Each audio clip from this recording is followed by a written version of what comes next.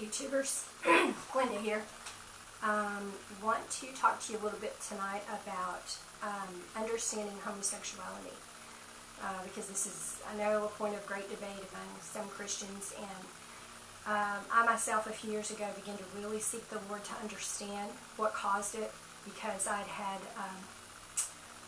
gay friends for years and really wanted to understand, what was the root of that. Because, obviously we don't all feel it. So I have a cousin also who is homosexual, and that brought it more to the forefront. And a couple of years ago, I really began to seek God in prayer and say, Lord, I really want to understand what causes homosexuality, because the people that I talk to that are in that lifestyle tell me that it feels completely natural to them.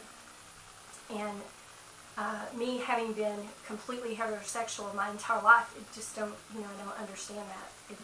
I didn't understand, and I told God, I said, I don't understand, but I want to understand. So I was asking God for revelation. And especially after, 2005, when Brittany and Madonna kissed on television, I just sit there, and I shook my head, and I said, Lord, what is going on? And the Lord spoke to me, and He said that the enemy had released a giant spirit of homosexuality throughout the world. And we can clearly see the effects of that. So, about 2 years ago, it was December, it was right before the Christmas holidays, and I was working in a courthouse. And I was working with two co-workers. One was a male, a heterosexual male, and one was a gay female. And I was friends with both of them. And we all went to lunch, and the guy had to leave early, and so the girl and I stayed there, and we finished our lunch. We walked outside of the parking lot, and we were saying, happy holidays and all that. And she hugged me goodbye, and she left, and I went back to the courthouse. So I'm standing there, and I'm pulling books and taking pictures and doing whatever I was, taking notes, whatever I was doing that day. And I looked up, and this real pretty girl walked into the room where I was. And suddenly I realized I was sizing her up like I would size up an attractive male. And I was horrified. I was absolutely horrified. And I reached up on the counter and I grabbed my keys, because I was going to run out to my truck, because I knew right what had happened right then. When she hugged me, I knew that spirit had gotten on me. And I grabbed for my keys, and God spoke to me, and He said, no. He said, learn from this. And I was like, that's a demon. I don't want it on me, Lord. I don't want that demon on me. I want to get it. He said, He just showed me, no, finish your work. And so I put the keys down, and I just thought, oh, I don't know how I'm going to do this. And I had about maybe an hour and a half work left to do. And so I stood there, and I kept pulling books and doing my work. And every single time an attractive female would walk past me, the same thing happened. I finally just had to stop looking up, because I was so horrified that I would have an emotional reaction. It wasn't a sexual thing. It was more an emotional reaction, like you have, like I would normally have if, a nice-looking man walked past me. You just look at him and admire them, and think, oh, well, could I date that person, or something like that, whatever. And so finally I finished my work, and I practically ran out of the courthouse. I finished it in like 45 minutes, and it's a wonder I didn't trip running down the stairs, because I was in such a hurry to get to my truck, and I immediately cast that spirit out. And of course it left. And I want to mention that when that spirit was on me, and this was happening, every single time it happened, the feeling did not feel strange. It felt natural. It felt just as natural to me then as being heterosexual and admiring a nice-looking male feels to me now. And I was so shocked that it just, just came up out of nowhere, and I was like just horrified, because I just never felt that before, and I didn't know, I was caught off guard, I guess. But in ministering to prisoners in the past, I've heard many stories. I've ministered to, I'm speaking of male prisoners who had sexual identity confusion.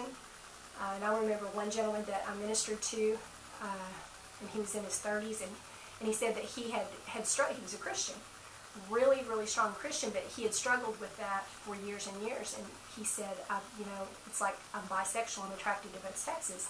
And I began to question him, and in his youth, when he was about 5 or 6 years old, he had been gang raped by a group of teenage boys. Other cases, prisoners that I've talked to who struggled with homosexuality, and maybe were attracted to both sexes had been molested when they were children by same-sex people.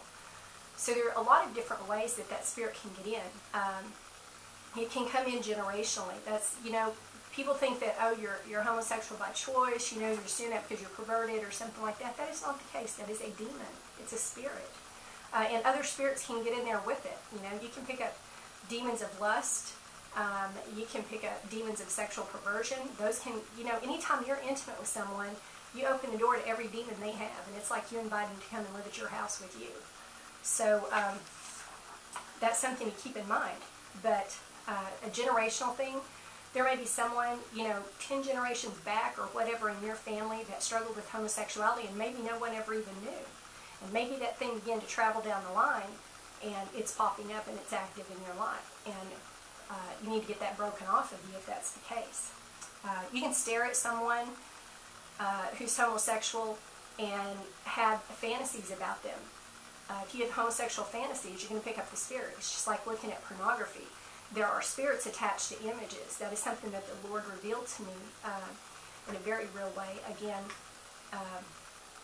and those images, those spirits can, if you open your mind and entertain that tempting thought, then that spirit will get on you. And it's got access to you until you cast it out and get rid of it. And, I've not shared this story of how I got revelation about homosexuality with very many people because, for one, my family has had plenty of opportunities to think I was strange enough, but I know that some of my friends would probably look at me and go, wow, I wonder if she still likes girls. And I can assure you that lasted all of 45 minutes, and I'm totally 100% heterosexual for any of my friends that are watching this. I'm believing God for a husband, not a wife. So just want to clear that up in case anyone wonders, because I do have family members who watch my videos, so, and I love them.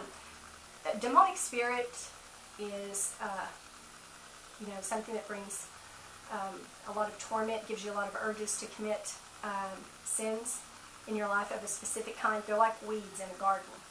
And when weeds spring up in your garden, you don't want to wait until they're 4 foot tall before you try to drag them out of there because they're going to have roots that are, 2 feet deep. You want to pull them up immediately. And it's the same thing with the demonic influence. You want to get it out of your life right away, because if you don't, it could take a truckload of Christians to get you delivered. So get that thing out of there as fast as you can. And that's a hard thing, sometimes to go and talk to people about, especially anything related to any kind of sexual sin, because we don't want to, go up to our pastor and go, hey, I need some help. I think I, need to be delivered from being gay or something like that. It's a hard thing to walk up and say to your pastor who's known you for 20 years. But the thing is, if we don't embarrass sin, sin will embarrass us.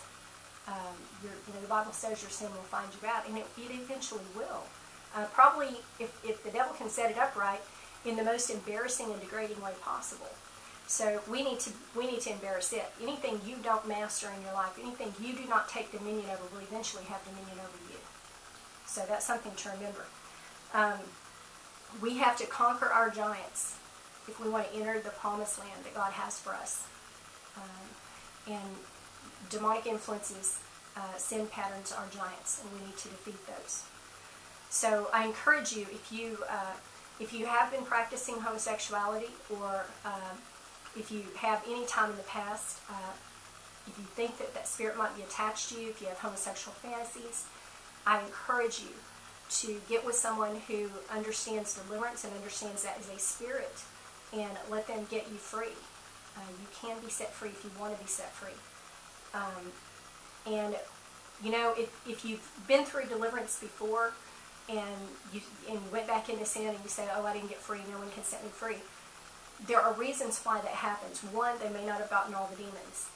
Two, the enemy will always come to you and say, oh, you didn't get delivered. You didn't get delivered. And that's a lie that he always comes with after you've been delivered.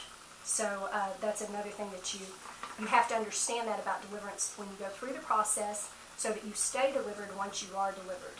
There are certain things that you do so that you can be free. If you don't have someone to talk to about it and you want help, send me an email and I will help you any way that I can. These are not fun things to talk about with people, especially people that we're real close to. But there are those of us out here who will help. if we can. And I'm out of time on the video, so I'm going to have to end this. But thanks for watching, and if I can be of any help to you, please contact me. Have a great night.